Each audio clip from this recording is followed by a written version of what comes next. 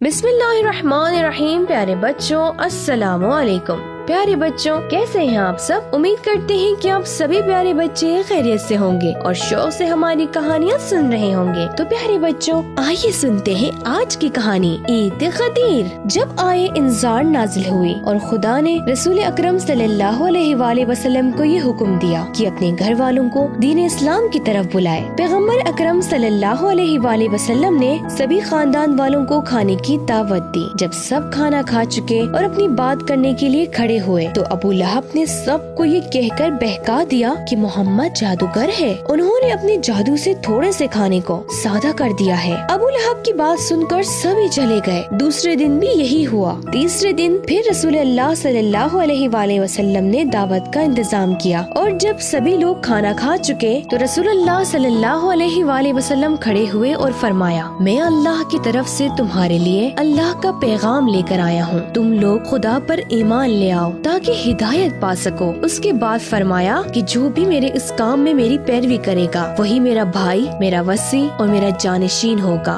سب بیٹھے رہے، صرف امام علی علیہ السلام کھڑے ہوئے اور فرمایا، اے خدا کے رسول، میں آپ کا ساتھ دینے کے لیے تیار ہوں۔ اس وقت امام علی علیہ السلام کی عمر صرف 13 سال تھی۔ پیغمبر خدا نے امام علی کو بیٹھا دیا اور پھر سے اپنے جملے کو دہرایا، لیکن اس بار بھی امام علی علیہ السلام کے علاوہ کوئی بھی اپنی جگہ سے نہیں اٹھا۔ ایسا 3 بار ہوا۔ اس کے بعد رسول اللہ نے سب کے سامنے امام علی علیہ السلام کے بارے میں فرمایا، یہی جوان میرا بھائی، میرا وصی اور میرا جانشین ہے۔ سب کا فرض ہے کہ اس کی بات سنیں اور اس کی پیروی کریں۔ نجران کے عیسائی پادری رسول اللہ صلی اللہ علیہ وآلہ وسلم کے پاس مدینے آئے۔ رسول خدا نے ان کے سامنے اسلام کا پیغام پہنچایا، لیکن انہوں نے ماننے کے بجائے حق ماننے سے انکار کر دیا اور مباہلہ کی آفر کی۔ مباہلہ کو شہر سے باہر ایک صحرا میں رکھا گیا تھا۔ نجران کے بڑے پادری نے کہا، اگر محمد اپنے سپاہیوں کو لے کر میدان میں آئے تو سمجھ جانا وہ اپنی بات میں سچے نہیں ہیں، لیکن اگر وہ اپنے بچوں اور اپنے گھر والوں کو لے کر میدان میں آئے تو سمجھ لینا کہ وہ حق پر ہیں، ان سے مباہلہ نہ کرنا۔ جب انہوں نے دیکھا کہ پیغمبر اکرم صلی اللہ علیہ وآلہ وسلم اپنے ساتھ امام علی علیہ السلام اور ان کی فیملی کو لائے ہیں تو انہوں نے ہار مان لی اور مباہلہ نہیں کیا۔ آیت تطہیر بھی امام علی علیہ السلام اور ان کی فیملی کے بارے میں نازل ہوئی۔ ایک دن جب پیغمبر اکرم صلی اللہ علیہ وآلہ وسلم اپنی بیٹی کے گھر گئے تو انہوں نے امام علی علیہ السلام اور حضرت فاطمہ الزہرا سلام اللہ علیہا اور ان کے بچوں کو ایک چادر کے نیچے جمع کیا اور دعا کی، خدایا یہ میرے اہل بیت ہیں، انہیں ہر طرح کی ناپاکی سے پاک رکھ۔ اس کے بعد حضرت جبرائیل علیہ السلام آیت تطہیر لے کر آئے اور خدا کی طرف سے امام علی علیہ السلام اور ان کی فیملی کے پاک ہونے کا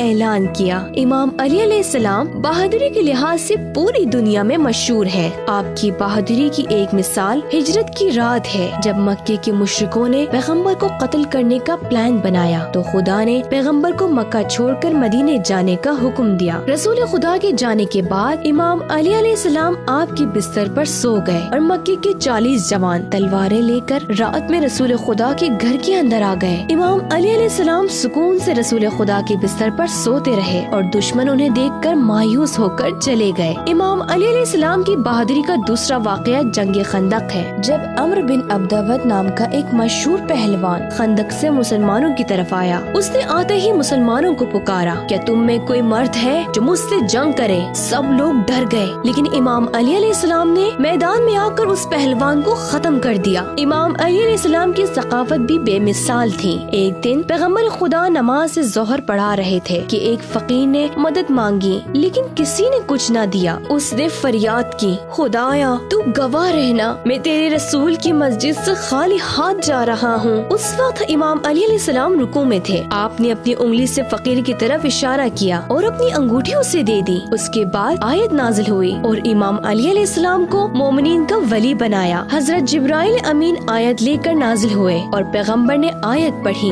بے شک تمہارا ولی اور اللہ کا دوست اور اس کا رسول اور وہ مومنین ہیں جو نماز قائم کرتے ہیں اور حالت رکوع میں زکوٰۃ دیتے ہیں۔ امام علی علیہ السلام کی انہی فضیلتوں کی بنیاد پر خدا نے آپ کو پیغمبر کا جانشین بنایا اور غدیر میں اس کا اعلان ہوا۔ ہجرت کے 10ویں سال رسول خدا اپنے اصحاب اور رشتہ داروں کے ساتھ حج انجام دینے کے لیے گئے۔ جب آپ حج سے واپس آ رہے تھے، خدا نے حضرت جبرائیل امین کو بھیج کر پیغمبر کو یہ پیغام بھیجا کہ امام علی علیہ السلام کی ولایت اور امامت کا اعلان کر دیں۔ آپ نے سب کو خم کے میدان میں اکٹھا ہونے کا اور 3 دن رکنے کا حکم دیا۔ جب سب اکٹھا ہو گئے تو آپ نے جناب ابو ذر، جناب سلمان اور جناب مقداد سے کہ جاؤ کا ایک ممبر بنانے کے لیے کہا۔ 18 ذی الحجہ کو نماز ظہر کے بعد پیغمبر ممبر پر تشریف لے گئے۔ امام علی علیہ السلام بھی پیغمبر کے حکم سے ممبر سے ایک سیڑھی نیچے کھڑے ہوئے۔ پیغمبر نے خطبہ دیا اور فرمایا، آج ایک بہت اہم کام انجام دینا ہے کہ اگر یہ کام انجام نہ دیا تو گویا میں نے رسالت کا کوئی بھی کام انجام نہیں دیا۔ اس کے بعد آپ نے امام علی علیہ السلام کے ہاتھ کو اٹھایا اور فرمایا،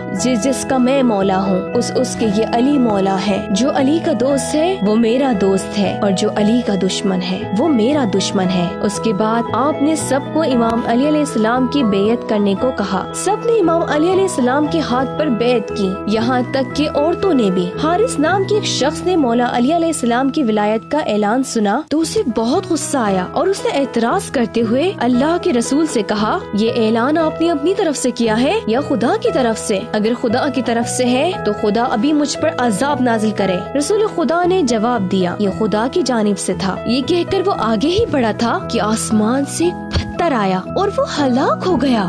جی پیارے بچوں، غدیر ہماری سب سے بڑی عید ہے، اس لیے ہمیں اس دن خوشیاں منانا چاہیے، نئے کپڑے پہننا چاہیے اور ایک دوسرے کو مبارکباد دینا چاہیے اور خدا کا شکر ادا کرنا چاہیے کہ اس نے امام علی علیہ السلام کو ہمارا امام بنایا۔